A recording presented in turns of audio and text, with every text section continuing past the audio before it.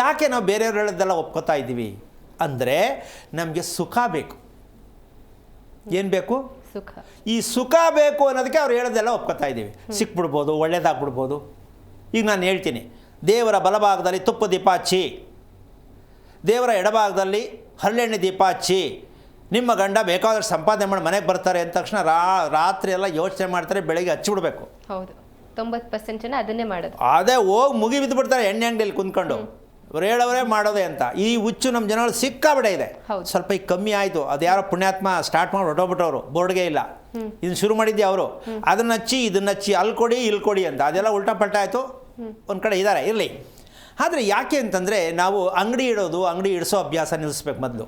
ಇದನ್ನು ಮಾಡಿ ತಪ್ಪು. ಯಾಕೆ ಅಂತಂದರೆ ಯಾರೋ ಹೇಳಿದ ಅನುಭವದಲ್ಲಿ ಜೀವನ ಸಿಗುತ್ತೆ ಅನ್ನೋದಾದ್ರೆ ನಾವು ಕಷ್ಟಪಡಬೇಕಾಗಿಲ್ಲ. ಅವ್ರಿಗೆ ಎಷ್ಟು ಪೇಮೆಂಟ್ ಕೊಟ್ಬಿಟ್ಟು ಒಂದೇ ದಿನ ಎಲ್ಲ ಸ್ಯಾಂಕ್ಷನ್ ಮಾಡಿಸ್ಕೊಳ್ಬೋದಾಯ್ತು ನಮ್ಮ. ಹೌದು. ಈಗ ನಾನೇ ಆಗಿರ್ಬೋದು, ನಿನ್ನ ಸರಿ ಮಾಡ್ತೀನಿ ಅಂದರೆ ಕ್ಯೂ ನಿಂತ್ಕೋತಾರೆ. ನಿಜ ಇದು. ನಿಮ್ಮ ಫೀಸ್ ಎಷ್ಟು ಬೇಕು ತಗೊಳ್ಳಿ ಗುರುಗಳೇ, ನಾಳೆ ನನ್ನ ಮಗಳು ಮದುವೆ ಆಗಬೇಕು ಇಲ್ವೇನಮ್ಮ? ಹೌದು. ಸಾಲ ಮಾಡೋರು ಬರ್ತಾರೆ. ಆಗತ್ತಾ? ಸ್ವಲ್ಪ ಯೋಚನೆ ಮಾಡಿ. ಇದೆಲ್ಲ ಆರೋಗ್ಯ ರಹಸ್ಯ ಅಂತಕ್ಕಂತಹ ಒಂದು ಕಾರ್ಯಕ್ರಮವನ್ನು ನೀವು ವೀಕ್ಷಣೆ ಮಾಡ್ತಾ ಇದ್ದೀರಿ ಅಂತಂದರೆ, ಸದಾ ನಿಮ್ಮ ದೇಹ ಆರೋಗ್ಯವಾಗಿರಬೇಕು ಅಂದರೆ ನೀವು ತಿಳ್ಕೊಂಡಿರೋದು ಮಾಡಿರೋದೆಲ್ಲ ಸೂಕ್ತವಾದದ್ದಲ್ಲ ಅಂತ ಡಿಸೈಡ್ ಮಾಡಿ ಫಸ್ಟ್. ಹಾಗಾದರೆ ನಾವು ಯಾವ ರಸ್ತೆಯಲ್ಲಿ ಯಾವ ರೀತಿಯಲ್ಲಿ ಹೋಗಬೇಕು ಅಂತ ತಿಳ್ಕೊಳ್ತಕ್ಕಂಥದ್ದನ್ನು ತಿಳಿಸೋಕ್ಕೆ ಒಂದು ಪ್ರಯತ್ನ ಮಾಡೋಣ. ಆ ಪ್ರಯತ್ನದಲ್ಲಿ ನೀವು ಸಫಲತೆ ಹೊಂದಿದಾಗ ಆರೋಗ್ಯ ಸದಾ ಇರಬೇಕು. ಔಷಧಿ ತಗೊಂಡಾಗ ಜ್ವರ ಹೋಯಿತು, ಮತ್ತೆ ನಾಳೆ ಬರುತ್ತದು. ಅದಕ್ಕೆ ಔಷಧಿಗೆ ಒಂದು ಮೂಲಾರ್ಥ ಏನು ಗೊತ್ತೇನಮ್ಮ? ಔಷಧಿ ಮಾತ್ರೆ ಏನು ಅಂದರೆ, ಇಂದು ಹೋಗು ನಾಳೆ ಬಾ. ಔಷಧಿ ತಗೊಂಡ್ರು ಅಷ್ಟೇ, ಇವತ್ತು ಹೋಯ್ತು ಮತ್ತು ನಾಳೆ ಬರುತ್ತೆ.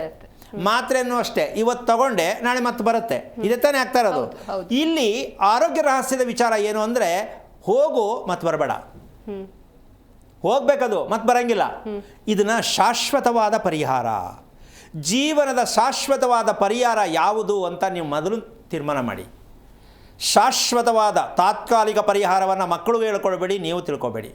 ಮದುವೆ ಆಗ್ಬೇಕಷ್ಟೇ ಸಾಕು, ಮಗು ಆಗ್ಬೇಕಷ್ಟೇ ಸಾಕು, ಮನೆ ಕಟ್ಟಬೇಕಷ್ಟೇ ಸಾಕು ಅಲ್ಲ. ಶಾಶ್ವತವಾಗಿ ಭಗವಂತನಿಗೆ ಎಲ್ಲವೂ ಗೊತ್ತು.